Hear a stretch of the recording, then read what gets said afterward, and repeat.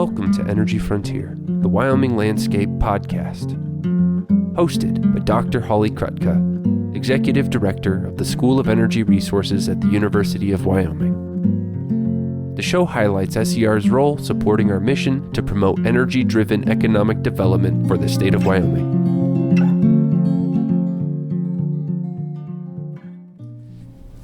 As a top oil and gas producing state, Wyoming is identifying ways to improve enhanced oil recovery to minimize stranded, unproduced oil and gas in Wyoming fields. So welcome, Juan Whitman. Let's start by having you tell our listeners about your background, how you came to work at the Enhanced Oil Recovery Institute, and your role. Thank you, Holly. I'm glad to do this podcast with you. I'm a Casper person. I went to school here, Dean Morgan, Natrona County.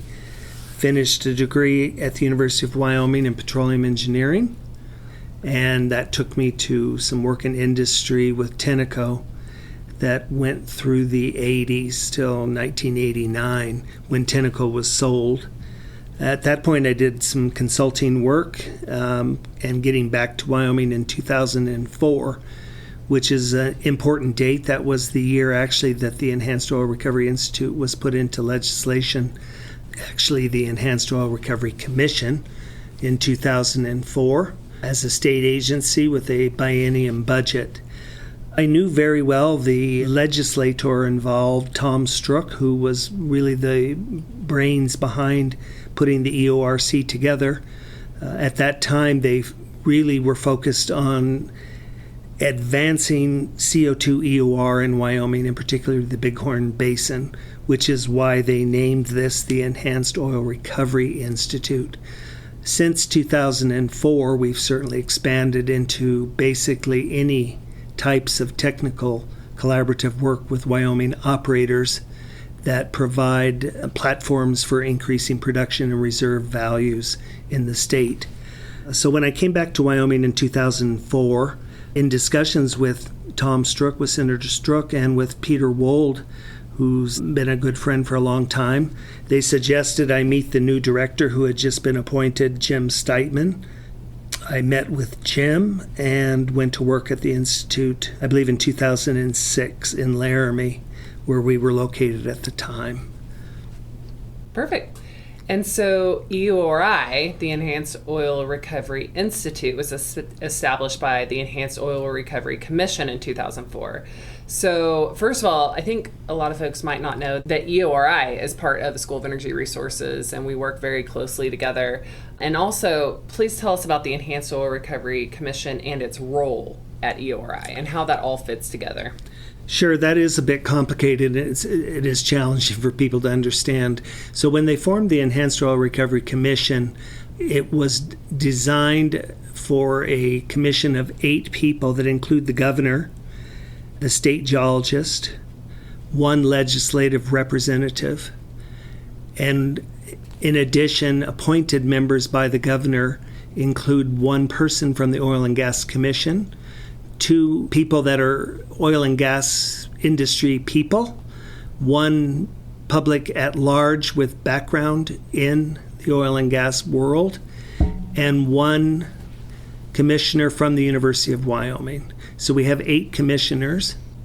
The commission's role by statute is to ensure that the mission of the Enhanced Oil Recovery Institute is upheld, which is to minimize stranded reserves and maximize production in the state of Wyoming exclusively, to work with Wyoming operators to minimize that stranded left behind oil or gas. So their role is to ensure that that mission is completed and to oversee the finances. They are a state agency with a state biennium budget. So they monitor the budget and ensure that the mission is upheld. Part of the legislature that put EORI in place, or the EORC, includes a relationship with the University of Wyoming. When we first started, there was not a School of Energy Resources, so the director of EORI with the chairman of the commission reported to the president of the university. With the founding of the School of Energy Resources, we became a center of excellence at the School of Energy Resources. And I report to Holly Krutka, the executive director. And we work under an MOU of understanding, a memorandum of understanding on the role the university plays. They do all our HR, our payroll. They monitor and take care of all the Department of Energy projects that we have funded through the DOE, through the Department of Energy. Holly monitors all our project work, supports us with any issues or challenges we have with the university with paperwork. Yeah, so it's all agreed to under an MOU and works quite effectively. That's great. And I think that it's safe to say EORI is a gem in Wyoming. You have a very service-oriented mission serving the state, particularly small producers. And I'm really grateful to have learned as much as I have. You have a lot of exciting projects. Wish I could spend more time learning about them. Can you talk about your return to the state? Like in terms of you have a particular biennium budget and what you think over the 20-year life of the Enhanced Oil Recovery Institute. And happy birthday. This year is your 20th anniversary. How you feel you've impacted the state of Wyoming, and in particular, the smaller producers in the state. Sure. I think that is a particularly important part of our mission, is to work with small operators in Wyoming. And it was created at a time where large companies had left Casper and had left Wyoming. So the smaller operators don't always have technical teams or the support around them to make sure projects move forward. In general, there's abundant oil that's always left behind. So our role is to work with the small operators in collaborative projects. We don't charge for our services. We don't charge the small operator. We try to focus exclusively on applied technologies and technical support, geology, reservoir engineering, modeling, to provide insights and technical support to increase production and minimize those stranded reserves and often increase the reserve values. So in essence, roughly, our budget has been in approximately $2 million a year. It was higher at times. We've had some budget cuts, but if we just go with $2 million a year for 20 years, that's $40 million roughly in investment in the state in a biennium budget. And we know through the reserve increases on projects we've worked, the revenue back to the state through severance taxes exceeds $400 million. So that is a focus point of ours, to ensure that the severance tax increases to the state through increased production continue. That's perfect. So how would a Wyoming producer, when should they call EORI? Yeah, we do try to reach out and we monitor activities in the state. We do direct outreach to operators to make sure they know we're here. We are also very fortunate that we have been successful, and word about our work does get out by word of mouth a lot. We do try to have what we are calling right now Enhanced Oil Recovery Insights, a quarterly public meeting where we talk about projects and how projects have advanced the work that's been done at EORI, or to highlight a new technology that we're interested in testing. We like doing pilot projects where we at times have funding available to support a pilot type project to test a polymer or to test a new technology. We've tried to advance and improve our website significantly, and there's significant important data available to the public through our website. But anyone should feel free at any time to reach out to us, either by email or call or come by the office. We're located in the old Amoco refinery building, next to the Oil and Gas Commission by 3 Crowns. Perfect. So for those who aren't familiar, who aren't producers in Wyoming, can you explain what is enhanced oil recovery and how does it work? So enhanced oil recovery, technically from a petroleum engineering perspective, is injecting products into the reservoir that change the chemistry within the reservoir. So you have a primary production period in a field, in a well, that is basically a pressure depletion type scenario where you drill the well and produce it and it will produce up to a certain point just through the reduced pressure. There's a secondary phase where generally people would think of water and water flooding, where there isn't a chemical change, but you're increasing that pressure in the reservoir by injecting water, and you would flood the field and produce back oil and water, separate the water out and re-inject the water. So that would be your secondary or improved oil recovery. The enhanced oil recovery is generally a tertiary procedure or technology that involves a chemical change in the reservoir with polymers, gases, CO2 being one of the primary elixirs in that enhanced oil recovery world. But it can involve chemical flooding. Anything that changes the chemistry within the reservoir would be considered an enhanced oil recovery technique or technology. So we try to focus on all of those. As our role has expanded, our name perhaps isn't quite as indicative of what we do, because we're not exclusively focused on enhanced oil recovery. We're focused on anything for an operator to help them produce more oil. And that can be very preliminary, basic. It can also be water flooding. There's many fields in Wyoming that have never been water flooded. There's huge reserve potential upside in conventional fields in Wyoming. We do focus largely in conventional legacy fields and reservoirs, but we do have a couple developing and current projects in the shale horizontal world as well, because there's huge interest for CO2, particularly enhanced oil recovery in shales. So we've got our hands in that world a bit now, and that is developing more and more. Great.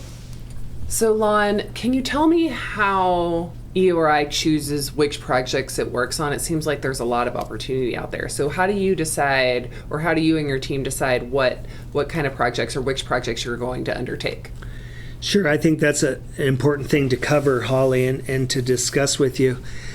I guess I would preface this by saying we're a small team of 9, and we have geologists, reservoir engineers, modelers, with a very strong support staff behind that. Includes GIS, data managers, etc. We have developed data that we believe is critical. Data that's good produces good results.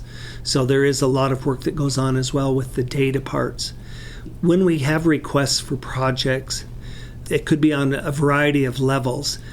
One of the primary parts of project selection, we are a state agency and we're funded by the state, which requires at some point that the results of projects that we work on become public information.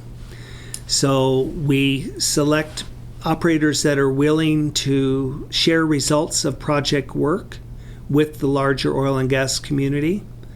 That's an important part. We can keep, and we do keep, company data confidential. It's more the results of project work that need to be made public. That would be a primary requirement. We also focus on projects that are selected that would be applicable in multiple reservoirs or in multiple fields for the same reservoir for multiple operators. So we look for solutions, for instance, in the Menalusa Reservoir, where multiple operators would benefit from the learning from a project with a specific operator. We don't do what I might call a one-off project that wouldn't be applicable for multiple operators or multiple fields or reservoirs. So we look for projects that would benefit multiple operators, and we avoid projects that wouldn't provide those kinds of results. For larger pilot-type projects, we work through an RFP process. We do have operators that ask us for support for pilot projects, and we have funded significant amounts in those pilot projects over the years. We're moving more into what we would call a request for proposal. We'll put out an RFP for a specific technology. We had one earlier last fall. We put out an RFP for polymers. We would fund a portion of a pilot looking at a polymer for a specific problem, and we received interest in that. We have a review committee internally that looks at these proposals that come in. They're further reviewed by our technical advisory board.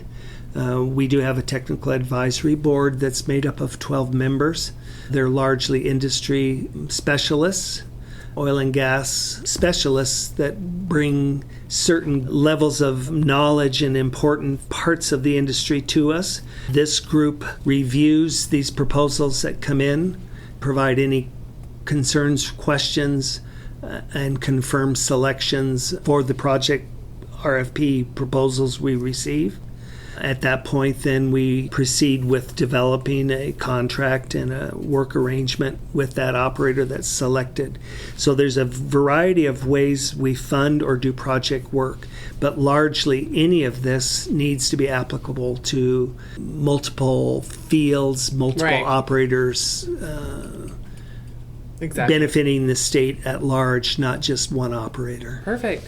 So along those lines, and I appreciate you talking about the role of the TAB or the Technical Advisory Board, can you give an example of a project or two that EORI is working on now and how it does meet your criteria, benefiting Wyoming, benefiting multiple operators or multiple areas, multiple fields in the state? Sure. One that's developing now, Holly, we're looking at, through some very recent project work, using 3D seismic in some of these upper Cretaceous fields or reservoirs. For instance, in the Menalusa, we'd had in the past a Menalusa consortium, and one of the projects that was undertaken with the group that were members of that consortium was to look at 3D seismic in a Menalusa field in the Powder River Basin. And that was very beneficial. That information assisted us in the future. And on a current project, there was a request, again, to look at 3D seismic in a Menalusa field. In this particular case, we didn't find that the processing of the 3D seismic provided accurate support for the geology as agreed to. So we decided to see if there was interest to look at a group of operators that would like to reprocess 3D seismic with specific attributes that were appropriate for the Menalusa formation. We received very strong support for that. Currently 6 operators that will put in 3D seismic from their fields. We'll work with a geophysicist, John Frederick, who's very specialized in the Menalusa and 3D seismic. And that will provide a platform for other operators in the future if we can define and clarify the attributes that should be used for processing 3D seismic in the Menalusa. In a beneficial way, your field development costs could be minimized. And Lon, can you just, not all our listeners might be familiar with what seismic or 3D seismic means, so can you just give a primer for the layperson who's not in this industry? What does that mean and what could it mean to this project and to oil production? Sure, I'm not a geologist or a geophysicist, but in a nutshell, 3D or three-dimensional seismic is a process where sound waves are created at the surface and measured down through the formations and a response back up. And you can, through the process of interpreting this sound wave movement, determine more accurately formations that are present, not present. It defines and helps clarify your geology subsurface. So it works very effectively in certain reservoirs, but it's not been as effective in the Menalusa. So we're trying a new project, Holly, to see if we can't define more accurately the attributes that they use when they process this 3D seismic result that would correlate better with subsurface geology work. Perfect. Thank you. So that's a really interesting new project you've told us about that's under development. And tell me a little bit about a standard project for EORI and what you would say represents some of your work historically. Sure. The seismic is pretty specialized, but that's a unique type project for EORI. We focus largely on geology and reservoir. And historically, if we look back over project success since 2004, we can unequivocally say that the biggest problem we find is with the geology and understanding your subsurface plumbing. If that geology is not clear, your reservoir engineering may be minimized, or the results or the benefits of reservoir engineering could be minimized, because if the subsurface is mapped incorrectly, the results at the reservoir level and what you would do for the reservoir won't be nearly as effective. So largely more general type project work at ERI focuses on that subsurface, and specifically starting with geology. And we've done 20 years of subsurface geology work. And generally all projects will start there, and we find that very beneficial before moving into the reservoir modeling type parts of the project. A multitude of projects that focus in that area before you would move into any kind of water flooding or tertiary type chemical flooding, CO2, or you want to make sure your geology and your reservoir are clear and well defined. Perfect. Okay. Lon, as our last question, just so our listeners can learn a little bit about you, what's one thing you'd like folks to know about Lon Whitman?